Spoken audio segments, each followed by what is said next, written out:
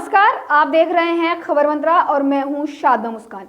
मंत्रा special में आज हम आपको बताएंगे कि ट्विटर ने क्यों ब्लॉक किए किसानों से संबंधित दुष्प्रचार वाले ट्विटर अकाउंट। दिल्ली में नए कृषि कानूनों के खिलाफ प्रदर्शनों के बारे में दुष्प्रचार और भड़काऊ बातें लिखने वाले ट्विटर अकाउंट पर सूचना प्रौद्योगिकी मंत्रालय ने हथौड़ा लगाने के बाद ट्विटर ने ऐसे करीब 97% अकाउंट्स और पोस्ट को ब्लॉक कर दिया है।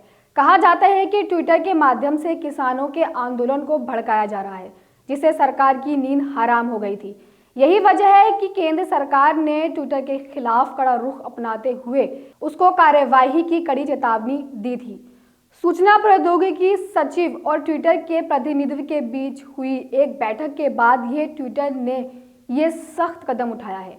इस बात में अमेरिकी इंटरनेट मीडिया प्लेटफॉर्म को केंद्र सरकार द्वारा स्थानीय कानूनों का पालन करने या कार्यवाही का सामना करने के लिए तैयार रहने की कड़ी चेतावनी दी गई थी। आईटी मंत्रालय ने कानून व्यवस्था पर असर डाल सकने वाली भड़काऊ सामग्री को ब्लॉक करने के उसके आदेश पर कार्यवाही में ट्विटर की ओर से हो रही देरी पर सवाल उठाया था, जबकि अमेरिकी कंपनी ने अमेरिका में कैपिटल हिल पर हुई इस तरह की घटना पर तत्काल कदम उठाया था। सूत्रों के मुताबिक ट्विटर ने अब आदेशों का पालन किया है और सरकार की ओर से आपत्ति वाले 97% से अधिक अकाउंट्स को ब्लॉक कर दिया है। हालांकि इस मामले में ट्विटर ने अभी तक कोई प्रतिक्रिया नहीं दी है। केंद्र सरकार का आरोप था कि ट्विटर के माध्यम से नए कृषि कानून विरोधी आंदोलन के बारे में दुष्प्रचार और भड़काऊ सामग्री का प्रचार प्रसार हो रहा था। 4 फरवरी को ट्विटर से पाकिस्तान और खालिस्तान समर्थकों से जुड़े 1178 अकाउंट्स को ब्लॉक करने के लिए कहा गया था। सरकार ने ट्विटर को कहा था कि इन अकाउंट से कृषि कानून विरोधी आंदोलन के बारे में दुष्प्रचार और भड़काऊ सामग्री का प्रसार किया जा रहा था। दूसरी ओर ट्विटर का एक बड़ा विकल्प भी बनकर तैयार हो चुका है। ट्विटर का एक स्वदेशी विकल्प बना है कू ऐप, जो इन दिनों खूब चर्चा में है। बता दें कि गूगल प्ले स्टोर पर इसे अब तक 10 लाख से अधिक बार डाउनलोड किया जा चुका है। ये ऐप आत्मनिर्भर भारत इन्वेंशन चैलेंज का विजेता रहा है।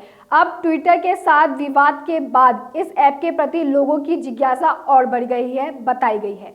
इस स्वदेशी माइक्रो ब्लॉगिंग प्लेटफॉर्म की शुरुआत पिछले साल यानी 2020 में हुई थी।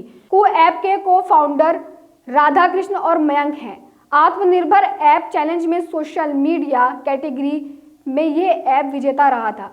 इस ऐप की चर्चा प्रधानमंत्री नरेंद्र मोदी अपने रेडियो कार्यक्रम मन की बात में भी कर चुके हैं। ट्विटर की तरह ये भी न्यूज़ और opinion sharing micro blogging platform है। यहाँ पर भारतीय भाषाओं में टेक्स्ट, वीडियो और ऑडियो के जरिए अपनी बात को रखा जा सकता है और साथ ही इसके जरिए इंटरैक्ट भी किया जा सकता है। को ऐप द्वारा लेटेस्ट और ब्रेकिंग न्यूज़ के साथ देश विदेश की अलग अलग विषयों पर चर्चा भी की जा सकती है। इसके अलावा सभी लोग अपने ओपिनियन शेयर कर सकते हैं, क्या ट्रेंड कर रहा है उस पर भी नज़र रख सकते हैं, न्यूज़ पर अपनी भाषा में चर्चा कर सकते हैं, पसंदीदा और फील्ड से जुड़े लोगों को फॉलो कर सकते हैं। साथ ही को ऐप के जरिए न्यूज़पेपर की खबरों को भी देखा जा सकता है। इतना ही नहीं, एक्सप्लोर सेक्शन में ब्रेकिंग न्यूज़ का विकल्प भी मिलता है। इसे पूरी तरह से ट्विटर के एक बड़े विकल्प के तौर पर भी देखा जा रहा है। अन्य किसी भी ऐप की तरह कू ऐप भी गूगल प्ले स्टोर के साथ साथ ऐप स्टोर पर भी मौजूद है। एंड्रॉयड और iOS दोनों ही इसका इस्तेमाल कर सकते हैं। गूगल प्ले स्टोर पर यह app Koo connect with India in Indian language है। इसे बॉम्बिनेट टेक्नोलॉजी प्राइवेट लिमिटेड ने डेवलप किया है। ये ऐप फिलहाल 4 भाषाओं हिंदी, तमिल, तेलुगु और कन्नड़ में उपलब्ध है। आप देख रहे थे मंत्रा स्पेशल। ऐसे ही खास खबरों को देखने के लिए आप बने रहें खबर मंत्रा के साथ। हमारे चैनल को लाइक, शेयर, सब्सक्राइब करना ना भूलें। नमस्कार।